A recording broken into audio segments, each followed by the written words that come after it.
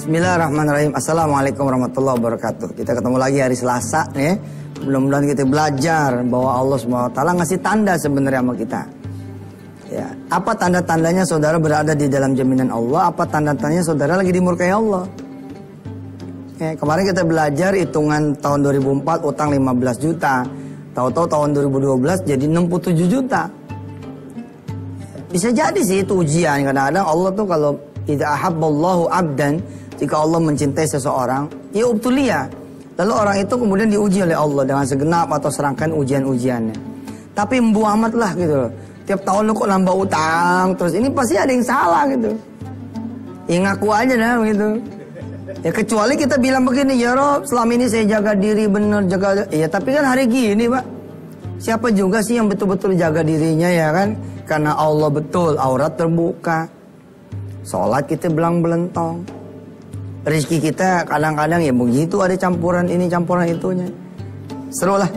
Dan hebatnya nih Masya Allah nih, setiap kita ngaji nih di khataman Qur'annya, ini pas melulu apa yang kita pelajari. Pagi ini ya kita akan pelajari, akan kita baca bareng-bareng surah An-Nisa ayat 80 ya. Sampai kira-kira kita baca 81 dah. Ya. Nanti kita ketemu kalimat bahwa wa tawakkal 'ala Allah, dan bertawakallah kepada Allah, wa kafa billahi wakila. Sungguh cukuplah buat kalian semua Allah sebagai pelindung kalian. Wih, Masya Allah lah. Masya Allah, Masya Allah. Ayo kita ngaji dulu pemirsa. Surahnya An-Nisa ayat 80-81. A'udzu billahi minasy syaithanir rajim. Man yuti'ir rasul faqad ata'a Allah. وَمَنْ تَوَلَّى فَمَا أَرْسَلْنَاكَ عَلَيْهِمْ حَفِيظًا وَيَقُولُونَ طَاعَةً فَإِذَا بَرَزُوا مِنْ عِنْدِكَ بَيَّتَ طَائِفَةٌ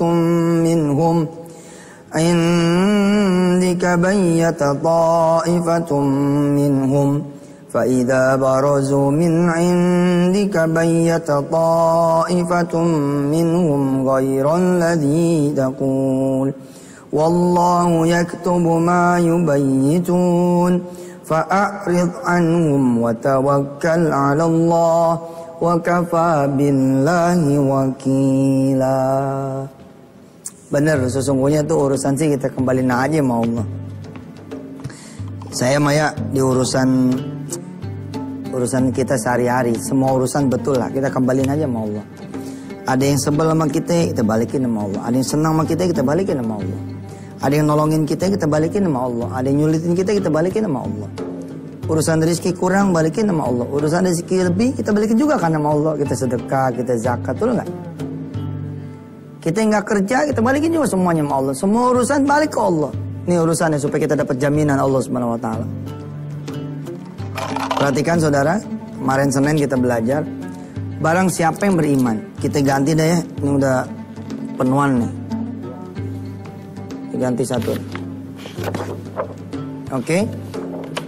Persyaratannya adalah satu, mangkana yu'minu billahi wal yaumil akhir. Nah, ini At-Tolak ayat ujung ayat 2, ayat 3, ujung ayat 4, ujung ayat 5. Persyaratan pertama adalah kita beriman pada siapa ya? Pada Allah dan hari akhir. Imannya bagaimana nih iman kita nih? Kalau iman kita bilang nggak bakal kebayar kayak ini Pak Ustadz, nggak bakal kebayar beneran. Tapi kalau kita bilang insya Allah lah utang mah bakal kebayar nih, ada Allah, insya Allah akan kebayar. Bagaimana kita imannya? Mangkana yu'minu billahi wal yaumil akhir. Ustadz, kita udah percaya kok sama Allah, Allah bakal bayar utang kita. Tapi kenapa pada waktunya nggak ada, bos? Kalaupun nggak ada, Allah nggak mungkin tinggal diam. Ada aja judulnya gitu loh. Lah pakai yang nagih lah minta maaf. Saya hari ini nggak bisa ke rumah Anda ya. Nanti saya ke rumah Andanya mungkin bulan-bulan depan karena saya masih keluar kota. Terus kita pura-pura nih, pura-pura di atas angin. Terus duitnya bagaimana nih? Mau transfer apa gimana? Ntar aja, ntar duitnya saya ambil aja bulan depan. Masya Allah. Kenapa saudara tidak dapat di tanggal yang deadline itu? Karena barangkali saudara tidak percaya sama Allah dan hari akhir. Saudara takutnya sama manusia. Syarat pertama adalah mangkana yu'minu billahi wal akhir. Syarat yang kedua adalah wa may yattaqillaha. Nah, ini dia. Dan barang siapa yang bertakwa kepada Allah. Bertakwa itu apa sih? Penuhi apa yang wajib. Hati-hati loh. Sekarang nih masalah sholat, puasa udah banyak dientengin sama orang-orang ya. Kadang-kadang saya suka sedih gitu. Makin kecil tuh orang, makin strata sosialnya makin payah. Bukan sama Allah makin kenceng gitu, sama Allah makin kurang. Apa dia bilang, gue sholat nggak sholat sama aja Pak Ustaz? Nggak sama gitu loh. Nggak sama. Kalau tadinya ente pada miskin nggak sholat ya, maka bertambah-tambahlah kemiskinan itu. Dengan sholat insya Allah gitu. Insya Allah setidak-tidaknya kita beribadah dalam kemiskinan kita itu lebih hebat. Penuhi apa yang wajib, jauhi apa yang dilarang. Ini aja judulnya. Jauhi apa yang dilarang. Ini namanya bertakwa kepada Allah. Nah, kalau saudara lagi butuh pertolongan Allah Subhanahu wa taala, kan kalau ini dua diberesin sama saudara, maka judulnya dua lagi tuh. Apa di sininya? Ya ja'allahu makhraja. Saudara akan punya jalan keluar. Yang kedua adalah wa yarzuqhu min haitsu la yahtasib.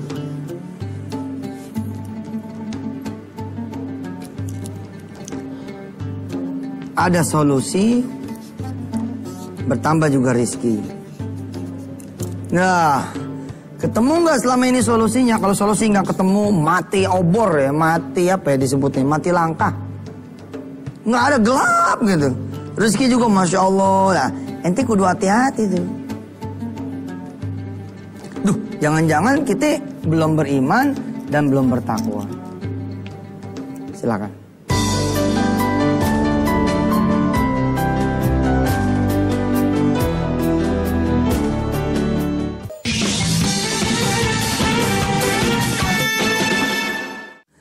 Saudara yang dirahmati Allah, kita kembali ya, di Wisata Hati Antv. Makasih ya. Kalau kita coba lihat diri kita dari kacamata kesulitan, sebenarnya ini bisa menjadi juga ukuran dari jaminan ya dari Allah kan. Kalau ente punya masalah, ada nggak way out-nya? Kalau ente punya rezeki, ada nggak tambahannya? Kalau ente punya masalah, nggak ada way out-nya gitu loh, gelap segala macam gitu. Dan berlangsung bertahun-tahun lamanya. Waduh Pak, khawatirlah kita tidak berada dalam posisi iman dan takwa. Kan orang sering bilang ya imtak tuh, iman takwa. Ayatnya mana nih, di ayatnya nih. Dzalikum yu'azu bihi man kana yu'minu billahi wal yawmil akhir wa may yattaqillaha yaj'al lahu makhraja. Mestinya kalau jaminan itu ada dari Allah, setiap kita punya masalah, apa keda masalahnya, tiba-tiba nih rumah harus dibayar sama kita. Kata yang punya kontrakan, saya tidak bisa lagi perpanjang, kalau saudara mau beli aja, karena saya udah mau jual. Wah, itu kan masalah buat kita. Sekaligus sebenarnya bahan jadi rizki toh. Nah, ketika kita sudah dalam posisi beriman di kontrakan kita yang kita dengar ngaji, kita juga sholat duha, sholatul lail. Di rumah kontrakan itu sebisa-bisanya kita kemudian jamu orang makan, jamu orang-orang susah. Di kontrakan itu pun kita pantang ngomongin orang, kita pantang masukin apa barang-barang yang Allah tidak suka. Terus wa may yattaqillah, dan dia segenap usaha dia memenuhi yang wajib, meninggalkan yang dilarang. Apa yang terjadi? Ya ja'allahu makhraja. Baru aja yang punya rumah pergi, suami pulang, lu ngabarin, bang tadi yang punya kontrakan datang, pilihannya cuma 2. Kita keluar dari rumah kontrakan kita, lalu dipulangin sisa duitnya. Kan misalnya setahun nih, udah jalan setengah tahun, kan dipulangin tuh. Atau bang, kita dikasih kesempatan sama yang punya kontrakan buat beli kontrakan ini. Ini nih orang kalau sudah pada derajat iman sama takwa, bos, tinggal begini doang nih. Ya Allah, saat yang ditunggu tiba nih. Rumah ini belum kita tawar, malah udah tawarin. Kasih dia gimana ceritanya duit nih gitu. Terus kita datang sama yang punya kontrakan, Bu, kapan perlunya? Yang punya kontrakan bilang, saya perlu tanggal 15 Agustus. Lah kalau saya sampai tidak ketemu tanggal 15 gimana? Udah ada yang mau. Udah ada yang mau, tinggal saya terima doang duitnya. Oh begitu ya? Ayo udah dah, izinin saya sama istri saya doa dulu dah. Ya lu doa dah. Bilang sama Allah ya, 240 juta. Nggak boleh kurang. Ya kita bilang sama Allah, ya Allah nih ditawar sama kita 240. Bininya di belakang bilang, bang minta sama Allah jangan pas-pasan, tambahin. Lu maunya berapa? 255 lah. Ya 255 ya Allah. Sama Allah maji minta 240 sama, minta 255 sama. Tinggal ngucap doang. Ini butuh nih, kan problem nih. Ini Allah hadirkan bos, kan jaminannya 2. Kalau Allah kasih solusi, pasti Allah kasih jawaban, betul nggak? Kalau Allah kasih kemudian, Allah kasih kemudian persoalan, Allah kasih solusi dan jawaban ini. Solusi dan rezeki ini cek pending. Alhamdulillah Ji, sampai tanggal 16 kagak ada nih duit 240. Suami udah marahin istrinya, lu sih pakai ngelbil-bilin 255. Allah tahu nih kita belum untungnya udah ngentit 15 juta. Bang, kan 15 jutanya bukan buat rumah bang, buat renovasi, buat apa. Believe or not ya, believe or not nih, masalah rumah tetap aja jadi rezeki kita. Nggak percaya saudara. Si ibu ini datang sama yang punya, membeli baru nih tanggal 16. Maaf ya, saya kan udah bilang kalau ini rumah udah ada yang mau beli, tapi situ tanggal 15 saya tunggu nggak datang. Ya udah, ini dia yang beli nih. Pemilik barunya nih dia kenalin nih, Haji Ahmad yang beli, misalkan begitu. Terus kita gimana? Ya, bos, ayat ini nih nggak berhenti. Ayatnya ada terusannya. Apa terusannya? Wa may yatawakkal 'ala Allah fahuwa hasbu. Fahuwa hasbu. Ini fahuwa hasbu nih jaminan lagi nih, dia harusnya ditaruh di sini nih, fahuwa hasbu. Ya. Di sininya wa may yatawakkal 'ala Allah, dan siapa yang udah bertawakal pada Allah, Allah akan kemudian mencukupkannya. Apa yang terjadi? Ya kita bilang, iya Pak Ahmad, saya emang ditawarin tapi Masya Allah, Allah belum kasih rezekinya buat saya. Jadi ya nggak apa-apa, kita siap-siap aja kapan Pak Ahmad akan nempatin rumah ini. Kita minta waktu lah, barangkali 1-2 hari untuk membereskan rumah ini. Di luar dugaan si ibu pemilik kontrakan, apa kata Pak Ahmad? Nggak apa-apa, tinggalin aja. Masih ada setahun kan? Nggak Pak, tinggal setengah tahun. Nggak apa-apa, tinggalin aja udah. Nggak apa-apa, kok tenang aja, beres. Subhanallah, itu dia Allah tuh. Tetap aja kita tinggal di rumah kontrakan tersebut. Terus bagaimana? Apakah kita mundur? Jangan dong. Rumah ini udah pernah ditawarin. Berarti kalau kita jejak terus, masuk nih ke dream, pray, and action. Gabungin tuh pelajaran-pelajaran kita. Jejak terus nih doa sama Allah. Doa terus sama Allah. Maka insya Allah nih bakal jadi teman sama si Ahmad. Ahmad bilang, Pak, kalau emang udah pernah ditawarin rumah ini sama Bapak, ya bayarin aja. Lebihin aja saya berapa kek. Pak Haji minta berapa? Ya 255. Dulu kita minta 255. Sekarang dia yang nawarin 255. Bos, pada saat itu datang ente udah punya duit barangkali 355. Hitung, ente kalau punya masalah cepet nggak dapat solusinya? Terus rezeki gimana? Kalau jadi karyawan rezeki statis begini nih. Lopem, flat itu. Set. Ini aja mesti khawatir gitu. Mesti khawatir kenapa? Oh, tiap tahun kebutuhan naik kok. Aslinya nih kalau kita punya gaji flat, sesungguhnya kita begini bos, down. Betul nggak? Down. Apanya yang nggak down sih? Di sini anak lahir kembar 2, repot kan? Hah? Enggak, bini malu kameramen bini atu aja. Kameramen udah 2. Nih sini nih nambah anak. Di sini kemudian nambah pembantunya kan. Nah sementara kita cadangannya mungkin cuma 4 juta toh itu. Nggak boleh sih cuman bilang cuman. Tapi ini kalau ente flat begini, ini masalah. Coba cek dulu. Jangan buru-buru bilang, ya kita kan mesti nerima Ustaz. Enggak, tar dulu. Cek dulu gitu. Ya silakan yang mau lewat-lewat dulu.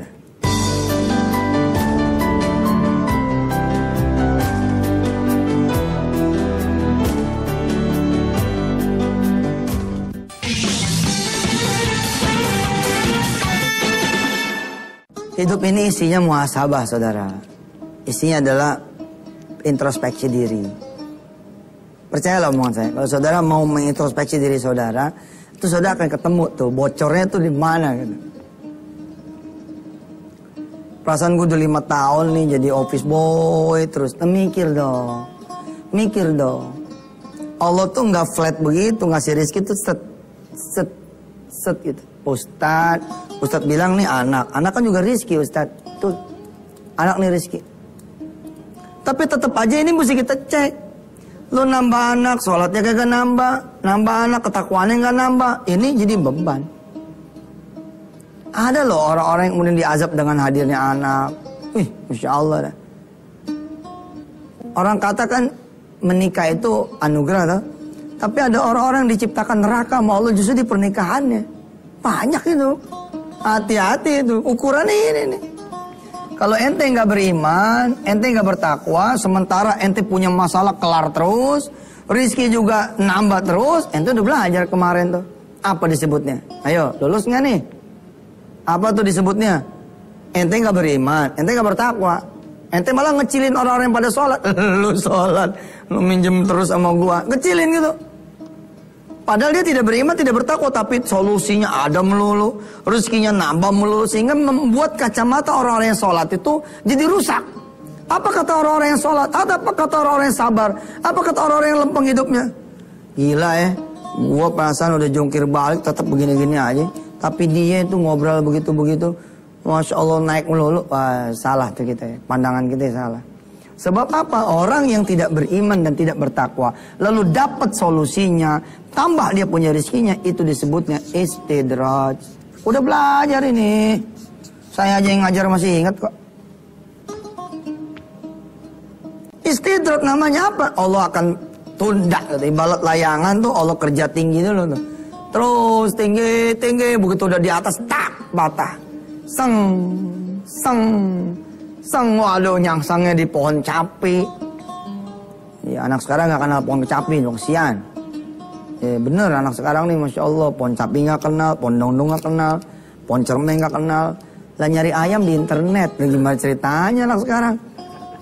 Coba sebutkan macam-macam jenis ayam, dia Google, saat macam-macam jenis ayam, udah terjadi nih sekarang. Udah terjadi loh, anak kita nih ampun ya. Ya anak saya tuh pernah itu pengen tahu cerita bunga teratai. Saya enteng, ayo kita ke kebun raya dah. Nyari bunga teratai mau jangan di internet, kebun raya saya bilang. Ayo kita bawa lontong sekalian bawa tikar. Ya. Ini dia. Ente beriman tidak? Bertakwa tidak? Kalau ente beriman dan bertakwa, maka kalau setiap Anda dapat solusi dari persoalan saudara, Anda bertambah rezeki, maka dia bukan istidraj, itu dia anugerah dari Allah Subhanahu wa taala. Nah, yang menarik adalah bila mana Anda sudah dihidangkan sama Allah kesulitan dan disempitkan rezeki, lalu saudara bisa beriman dan bisa bertakwa, sesungguhnya ini adalah anugerah dari Allah Subhanahu wa taala. Saudara ya, hari begini ya, kalau dengan utang saudara bisa mengenal Allah. Berbahagialah saudara. Berbahagia saudara, betul bahagia saudara. Banyak orang kok yang nggak punya utang, dia nggak punya Allah. Tentu kita pengennya sih nggak punya utang dan punya Allah. Tapi saya bilang, ketika kemudian kesusahan kita, rizki yang sempit ini malah membuat kita menjadi beriman dan bertakwa, sesungguhnya itulah anugerah dari Allah. Dengan perceraian kita malah bisa sholat malam barangkali, nggak ada yang ganggu. Dengan di PHK, alhamdulillah kita bisa sama anak.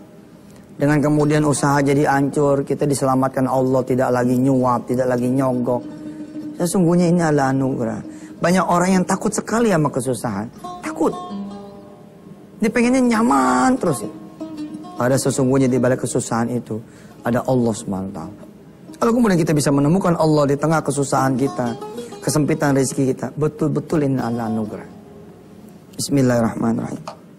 Allahumma salli ala sayyidina Muhammad wa ala ali sayyidina Muhammad.